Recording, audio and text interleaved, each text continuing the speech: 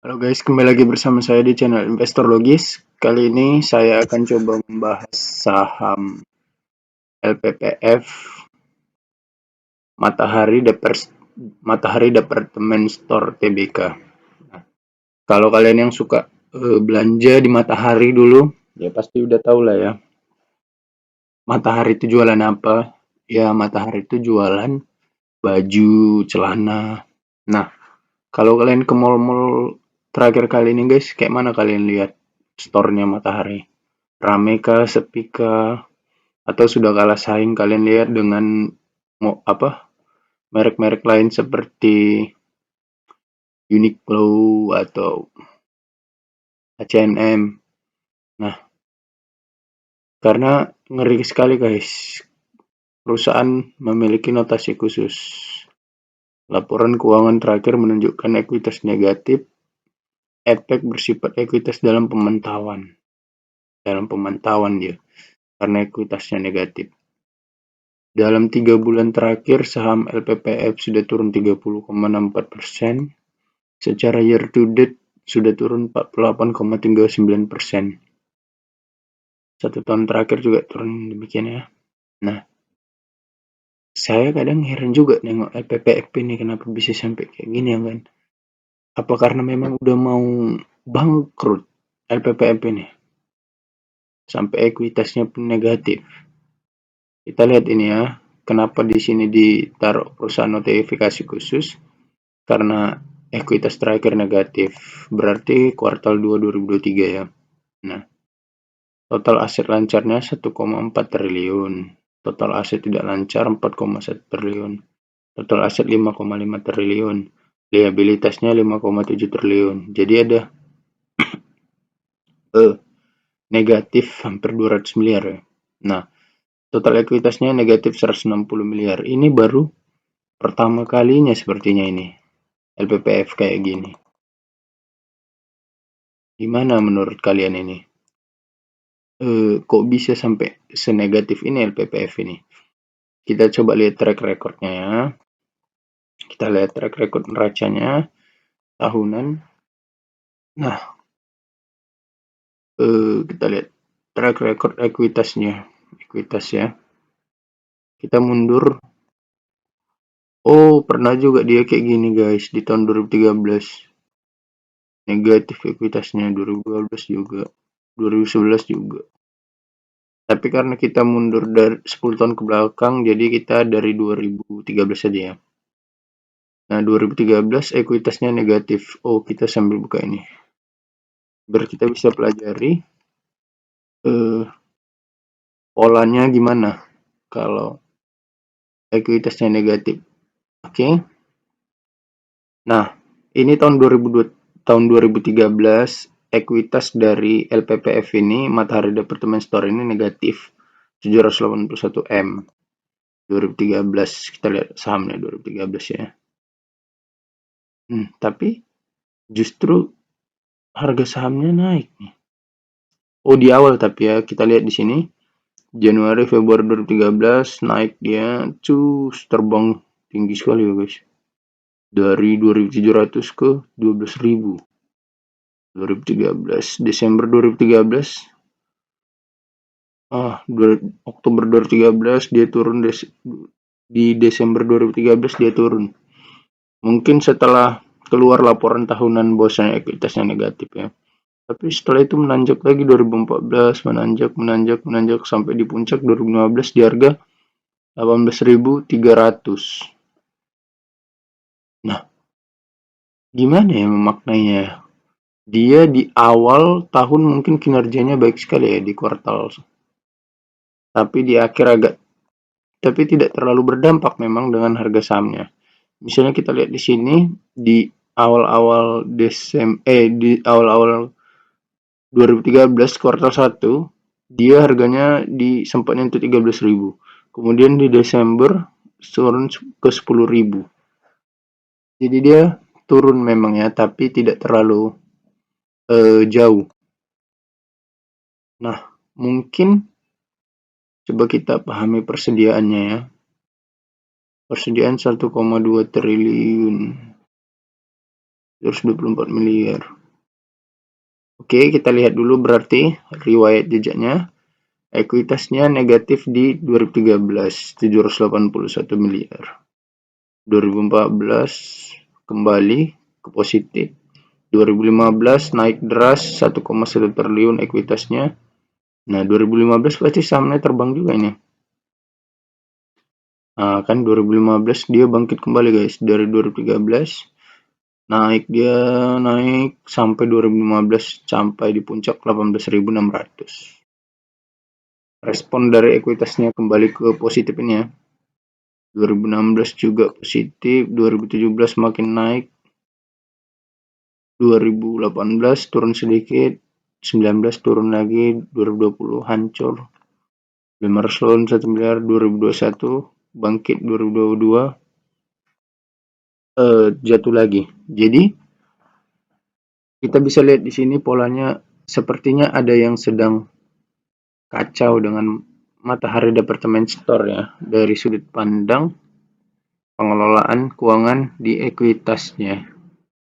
Nah, kita lihat di sini ini kan secara kuartal memang dia positif ya. Negatif di kuartal 2 2023. Namun sebelumnya di kuartal 1 2023 dia positif. Nah, kalau kita lihat jumlah saham beredarnya ada sekitar 2,26 miliar. Nah, saya menganalisa LPPF ini karena kalau kita lihat track record dividen yield-nya tahun lalu cukup menarik juga ya. Nah, mereka membagikan dividen 2011, 14, 15, 16, 17, 18, 19, 20 nggak bagi, 21, 22, 23. Jadi mereka cukup konsisten membagikan dividen sejak tahun 2014. Nah, 2023 yang lalu pada bulan April mereka membagikan dividen sebesar 525. Ini besar sekali dividen yield-nya, guys. Kalian bisa lihat di sini, dividen yield-nya pada 2023 ini sampai 21,88%. Bayangkan, ekuitas mereka jadi langsung, ini nggak ngerti saya sama yang mengelola keuangan LPPF ini. Mereka bagi dividen di April 2023. Besar dividen yield-nya besar sekali nih, 21,88%. Ya kan? Tapi dampaknya setelah itu ekuitas mereka jadi negatif di kuartal 2. Ini bingung saya cara mainnya. Saya kayak gitu ya kan, cara kelola uangnya. Apa tujuannya? Dia kasih dividen di sini di kuartal 1 2023 besar. Ya, setelah di sini dia chaos di 2023 kuartal 2. Apa maksudnya gitu kan? Salah atau dia mau mancing investor untuk masuk ke saham LPPF waktu itu dengan cara membagikan dividen yang sebegitu besar. Tapi kalau kita lihat dari 2014 mereka cukup konsisten bagi dividen. Kecuali 2020 ya karena mungkin keuangannya lagi nggak stabil ya. Mereka juga udah reverse 5:1. Saham beredarnya jadi sedikit ya. Oke, sebetulnya kerja dari Matahari Department Store ini menurut saya masih cukup bagus-bagus aja sih kalau saya ke mall. Memang tapi agak lebih sepi ya karena ya itulah seperti sekarang kalian tahu sudah ada TikTok Shop, Shopee Shop lah, dan e-commerce yang lain itu kan cukup mengacaukan bisnis dari Matahari Department Store ini. Kita nggak tahu jadi masa depan Matahari Department Store ini gimana karena banyak e-commerce sekarang yang jualan produknya itu ya hampir sama bahkan lebih murah dari Matahari kadang. PT Matahari Department Store bergerak pada bidang usaha jenis retail seperti pakaian, aksesoris, tas, sepatu, kosmetik, peralatan rumah tangga, dan layanan konsultasi manajemen. Jenis produk persiaran pada akhir 2020 memiliki 147 gerai dan yang beroperasi di 76 kota dan sebuah toko online matahari.com. Oh, mereka udah ada toko online-nya, guys. Matahari.com, coba kita buka ya.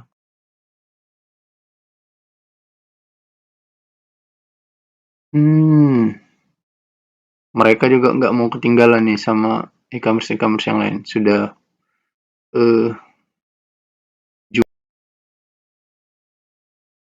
Mereka sudah coba jual lewat online juga, guys. Ini saya coba. Oh, oke. Matahari.com ya, yang menawarkan berbagai macam produk berkualitas tinggi. Jadi, ini anak perusahaannya PT Matahari Nusantara Logistik sama PT Matahari Semesta Anda di Tangerang dua-duanya. Yang mengendalikan sahamnya ada di publik ya, 48% saham beredarnya tuan gue. Yang kedua Aurik Digital Retail PT Aurik Digital 42%, PT Multipolar Tbk 9. Oke, PT Aurik Digital Retail.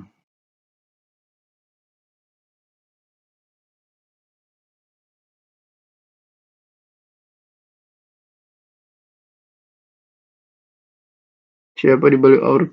Pengendali baru gerai retail Matahari.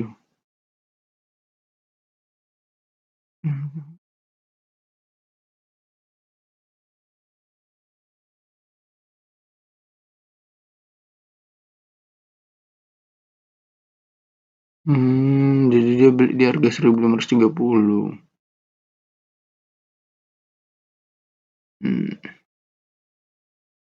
Aurik Digital Retail PT Ltd atau Bitco sahamnya dimiliki 60% oleh Aurik Bespoke PT Ltd Singapura dan 40% oleh Awe Retail Holdings PT Ltd Singapura. Bitco didirikan berdasarkan hukum negara Singapura dan pemegang saham utamanya ialah Stephen Riyadi dan Andi Adiwana. Sisanya dimiliki oleh Tamset Holdings Limited.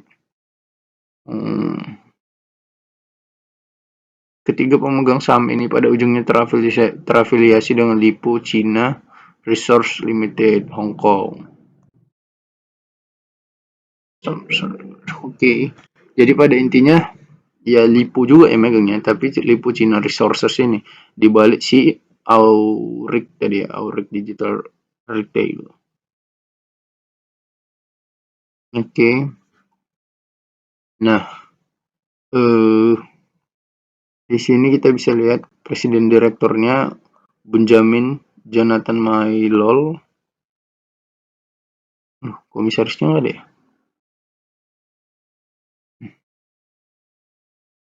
Kita lihat langsung dari apa websitenya coba ya.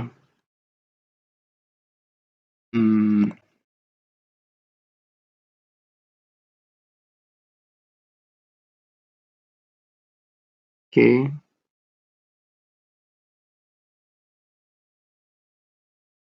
Oh, langsung masuk ke matahari.com ya. No. Kita mau lihat corporate homepage. Investor.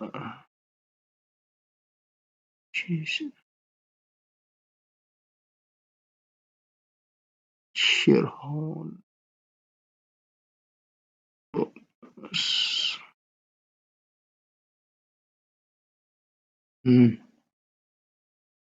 Ini komisarisnya. Presiden komisaris Monis Masukani. Orang asing nih kayaknya, India ya, Monis Masukani. Nah kan India kan. 44 years old Indian citizen domicile in Singapore. Oh, dia jadi domisili di Singapura. Oke. Roy Nicholas Monday, Andi Adiwana, Andrian Suherman, Indonesia, Singapura, Bianca Cheo Huisin, Singapura, Jakarta, David Fernando, Audi, Indonesia. Jadi deretan komisarisnya masih dominasi oleh orang Indonesia, cuman presiden komisarisnya Manis Masukani ini India ya. Coba kita lihat direkturnya. Direktur utama Benjamin J. Maylol, 58 tahun, Indonesian citizen, domisili in Jakarta. Oke.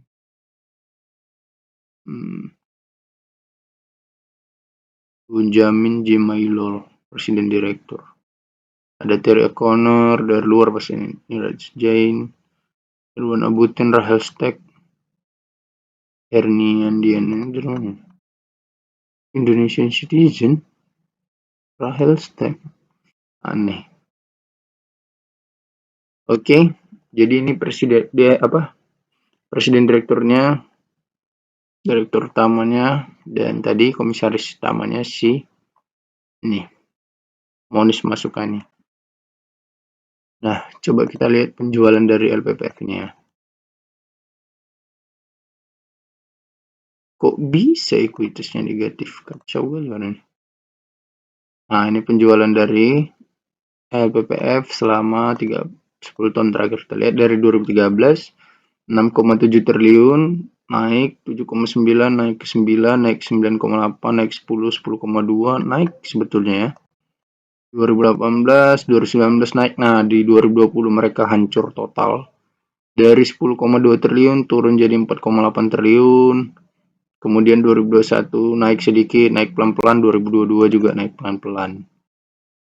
Jadi mereka mulai bangkit kembali sejak 2020, 2021, 2022 ya. Nah, untuk laba bersihnya, kita lihat 2013 mereka laba 1,1 triliun, 1,4 triliun, 2015 naik 1,7 triliun, 2016 naik 2 triliun, 2017 1,9 turun 2018. 2019 mereka masih laba 1,3 triliun. Nah, semenjak 2020 mereka kacau ya. Mereka rugi 873 miliar. 2021 bangkit, 2022 bangkit. Untung 1,3 triliun. Jadi secara kinerja saya rasa masih cukup bagus ya. Hanya karena 2020 mereka kacau, kelimpungan jadi semuanya. Nah, tapi mereka udah perlahan-lahan bangkit nih. Di 2022 mereka bangkit. Coba kita lihat harga sahamnya. Nah, ini 2020 mereka kacau nih karena rugi kan, jatuh drastis nih. Tapi memang jatuhnya dari 2016 ke bawah ya. Mungkin karena udah terlalu mahal valuasinya di situ. Ini menyesuaikan mereka. Nah, 2020 mereka di titik nadi terendah ini di harga 810. Bulan November 2020. Kacau mereka ya. Nah, perlahan bangkit, 2021 mereka bangkit, 2000 sampai puncaknya di April 2022.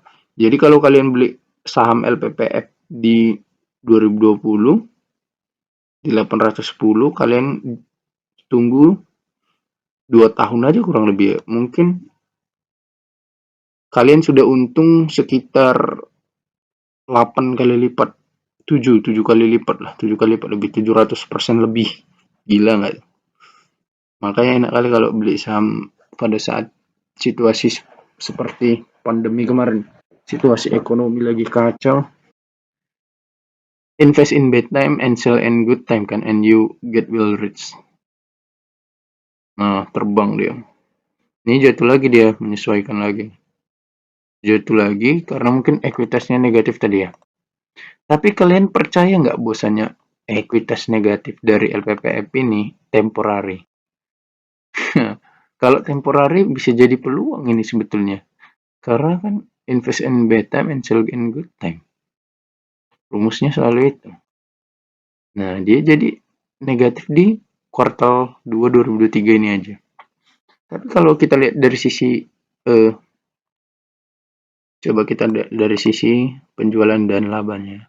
Nah, penjualannya naik justru. Total pendapatan kuartal 2 2023 2,4 triliun ini kan. Nah, laba bersihnya 101 miliar. Laba bersih kuartal 2 583 miliar. Mereka laba, tapi ekuitasnya jadi negatif. Coba gimana tuh? Apa karena persediaannya? Persediaannya turun nih. Persediaan turun artinya barang yang dijual banyak. Penjualan naik, laba naik. Persediaan mereka soalnya dari sisi aset lancar, si persediaan ini yang turun drastis dari 1,5 triliun jadi 900 miliar. Turun 600 miliar. Dari aset tidak lancar, ya tetap-tetap aja sih sebetulnya. Gak ada yang terlalu berubah atau gimana kan. Jadi mereka berubah dari sisi persediaan. Nah, saya yakin ini karena barang yang terjual makin banyak ya. Nah, liabilitasnya turun dikit. Liabilitas jangka pendeknya turun, liabilitas jangka panjangnya turun. Kuitas negatif karena persediaan turun. Oh, coba kita hitung, eh, kita cari laba persahamnya berapa ya? Eh, laba per saham, EPS, earning per share. Nah, laba per saham kuartal 1 42. Coba kita tambahkan ya. Laba per saham kuartal 1 2023 42,83. 42,83 tambah 246,40. 246,40. Laba per saham kuartal 2 nih ya. Kita tambahkan jadi 289,23. Kita anggap 290. Kita anggap kuartal 3 dan kuartal 4. Jika ditotalkan hasilnya sama. Laba per saham ekspektasinya ya kan. Berarti kita kalikan 2. Maka laba per sahamnya kemungkinan di 580.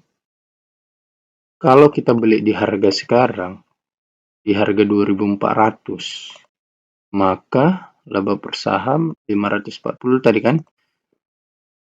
Ini laba per saham ekspektasi di akhir 2023 ya. 540, harga saham 2.400. Harga saham 2.400. Harga saham 2.400 dibagi 540. Nah, maka kita membeli di PI ratio 4,4 kali. PI ratio 4,4 kali. Coba mereka tulis berapa PI ratio? PI ratio 4,7 ya. Bersama ya. Kalau kita lihat secara track record PI ratio mereka secara tahunan ya. Biar kita tahu kalau kita beli di PI ratio 4,4 kali itu murah nggak sebetulnya.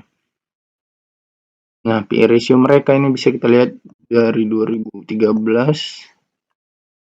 PI ratio nih ya, PI ratio 27, 30, 28, PI ratio-nya ya, 28 2015.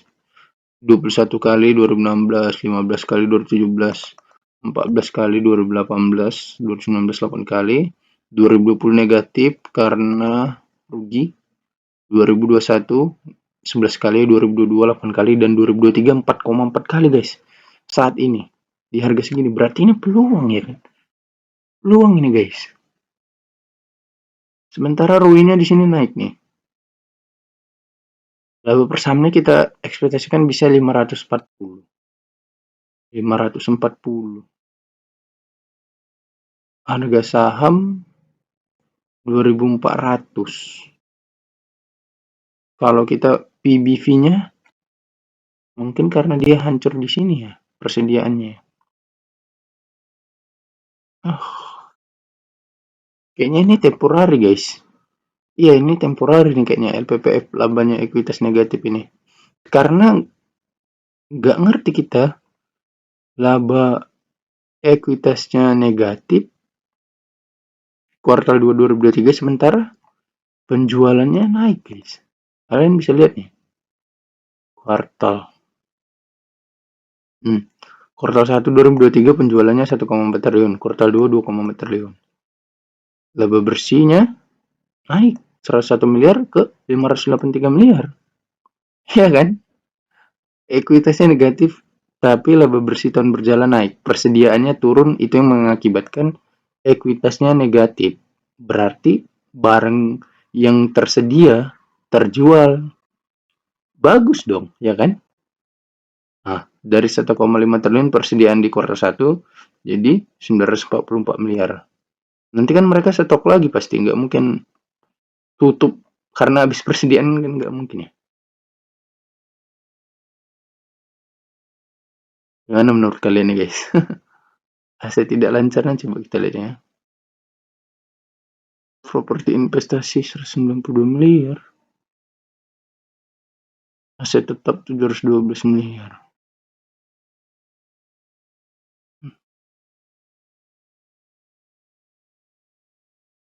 Total aset 5,5 triliun, liabilitas. Kalau tadi dividen itu digunakan untuk bayar utang, mungkin ekuitasnya jadi positif nih. Cuman sepertinya manajemennya salah ngambil opsi ya. Mereka pilih bagi dividen. Kacau. Tapi nggak apa-apa. Kita wait and see nih ya.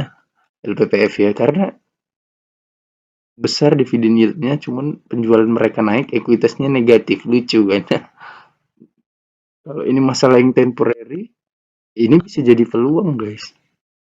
Karena sebentar lagi mau lebaran kan. Di 2024 atau mau Natalan. Biasanya matahari rame kalau Natalan atau mau menjelang Natalan atau mau menjelang Lebaran. Karena banyak orang yang nge-mall terus belanja di matahari biasanya gitu. Oke guys, pokoknya ini kita keep. Menurut saya ini peluang. Kalau menurut kalian gimana? Silahkan di kolom komentar ya. Thank you.